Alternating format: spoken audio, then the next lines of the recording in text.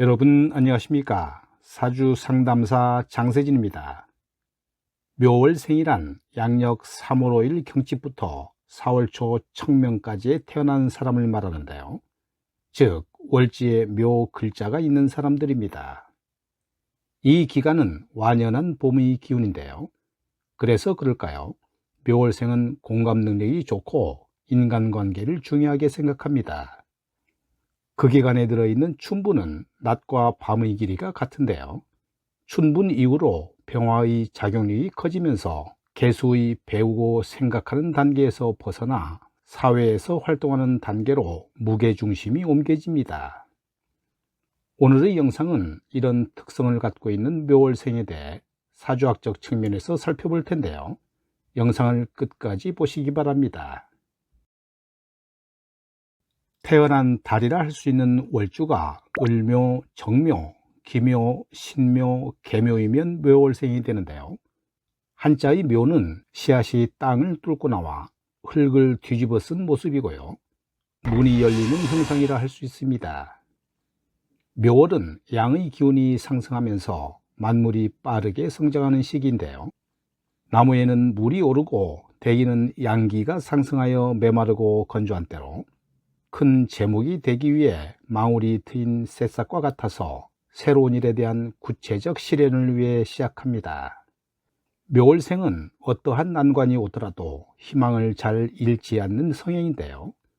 이 방법이 안 되면 저 방법을 찾고 또 다른 방식으로 해결하는 희망의 끈을 놓지 않는 성격인데요. 늘 밝은 곳을 향하는 마음이 있습니다. 을묘월생은 생존력과 주관이 강해서 한번 정해놓은 일은 잘 바꾸려 하지 않는 경우가 많고요. 기묘월생은 앞으로 나가려는 자신을 방해한다고 생각해서 성격이 사납게 변할 수도 있다고 봅니다. 신묘월생은 예민하고 섬세하며 타인의 시선을 많이 의식하게 되고 스스로 자신의 처지를 돌아보면서 절제하며 살아가고요. 정묘월생은 주변의 조력이 있으면 결실을 얻지만 그렇지 못할 경우 마음만 앞섭니다. 계묘월생은 매사를 낙관하고 스스로 괜찮다고 생각하는데요. 성품은 온화하지만 뜻을 이루지 못하는 자신에 대해서 비관하는 이중 성격을 가진 경우가 많습니다. 좌오묘란 본시 왕지이며 주역으로는 소인인지라 스스로 타 오행의 생기를 불어넣어줄 수 없다는 점인데요.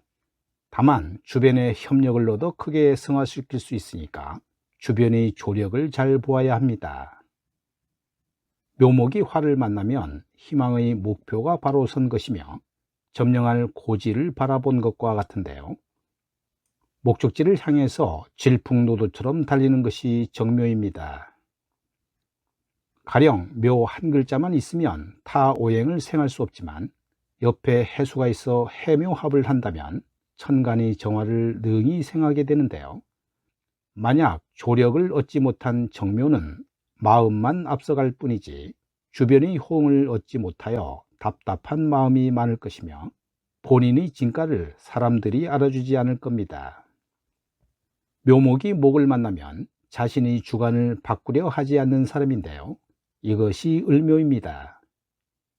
묘목이 토를 만나면 토가 나무를 묻으려 하는 것이니까 질주하는 자신을 방해하려 한다는 불만이 생겨 칠살 성질로 바뀌게 되어 사납게 되는데요. 이것이 기묘입니다. 묘목이 금을 만나면 스스로를 채찍하면서 살아가는 것이니까 예민하고 섬세하며 타인의 시선을 많이 의식하게 되고 자기 절제를 하며 살아가는데요. 이것이 신묘입니다. 묘목이 수를 만나면 후원금을 받는 것과 같으니까 낙관하게 되며 스스로를 괜찮다고 생각하는데요. 성품은 온화하지만 뜻을 이루지 못하는 자신에 대해서는 비관하는 이중적인 성질을 갖는데 이것이 계묘입니다. 본능적으로 끌리는 것은 미월생과 해월생인데요. 이들은 묘하게 비슷한 성향을 갖고 있으며 서로에게 매력을 느끼게 됩니다. 이것이 삼합의 관계이고요. 또 기질적인 공통점은 인월, 진월과 비슷한 묘월에서도 볼 수 있는데요. 이것이 방합의 관계입니다. 다만 이들의 관계가 잘 유지되고 원만하려면 지나치게 감정적인 경향을 자제하는 것이 서로에게 좋은 것입니다. 서로 간에 대등한 위치라고 해도 어딘지 모르게 지켜줘야 한다는 느낌을 받기 때문에 양보하거나 봐주게 되는 느낌을 갖고 있는데요. 정작 묘월생의 경우는 그런 배려를 눈치채지 못하고 자기가 우위에 있는 듯한 행동을 하는 경우가 발생합니다. 서로를 이해하는 데 많은 노력을 필요로 하다 보니까 신월생과 자수생이 지친다고 느끼는 경향이 덜어 생기는 것에는 위와 같은 이유가 있었던 것입니다. 여명의 경우 자신과 같은 묘월생에 관심을 갖지만 꺼리게 되고요. 또 상대에게서 공통점을 찾을 수는 있어도 매력이 없게 느껴져 꺼리게 되는 것이지만, 남자의 경우는 같은 묘월생은 주변 인간관계에서 찾을 수 없거나 있다 하더라도 희박한 경우가 다수이고요. 또 같은 묘월생끼리는 경쟁자가 될 뿐입니다. 특히 가부장적이거나 남성 중심의 사고가 잘 드러나는 예전이었다면 말의 먹잇감 정도로 생각하다 보니 동종의 캐릭터를 주변에 두는 관대한 척 빈틈조차 두지 않습니다.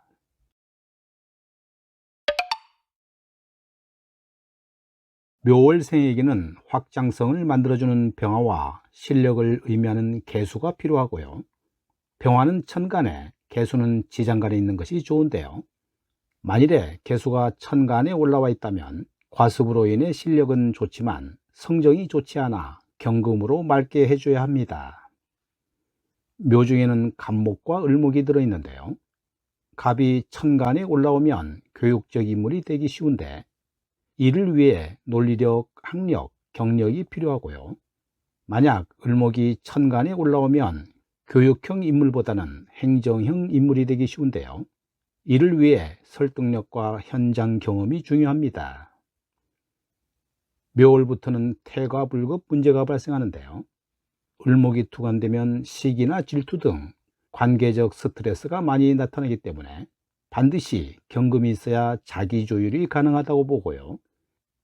신금이 있으면 기술적 재능으로 방향 전환됩니다.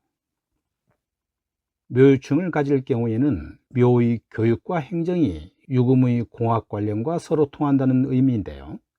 원국에 묘유충이 있을 때 개수가 투관되어 습해지거나 을목이 투관되면 사람과의 마찰이 발생할 수 있습니다. 원국에 묘신 원진이 있으면 내가 돌보는 생명체가 위험에 처할 수 있어 그것들을 보호할 일이 생기고요. 원국에 묘술 육합이 있다면 직장이나 사회 활동 중에 힘 있는 자 옆에 있을 가능성이 많은데요. 즉 주류가 될 수 있는데 이로 인해 시기 질투가 발생할 가능성이 있습니다. 이 명식은 묘월 병인일주 남명으로 병일간이 월지일지로부터 등령득지하여 신강한 사주인데요. 재성이 쇠약한 중에 인성이 재성을 파극하고 식상도 미약하여 재성에 힘을 주지 못하는 사주입니다. 인성을 억제하는 재성이 용신이지만 용신이 연간에 경금으로 투출되고 지지로부터 뿌리를 두지 못해서 쇠약한 형국입니다. 또 재성을 생주하는 식상이 시간에 자리해도 이 역시 뿌리를 두지 못해서 쇠약하고 용신을 보호하지 못하는 상태인데요. 따라서 운에서 비겁인 화를 만나면 용신의 기운이 쟁탈당하여 흉하게 되고 가난해집니다. 오늘 영상은 여기까지입니다. 여러분 감사합니다.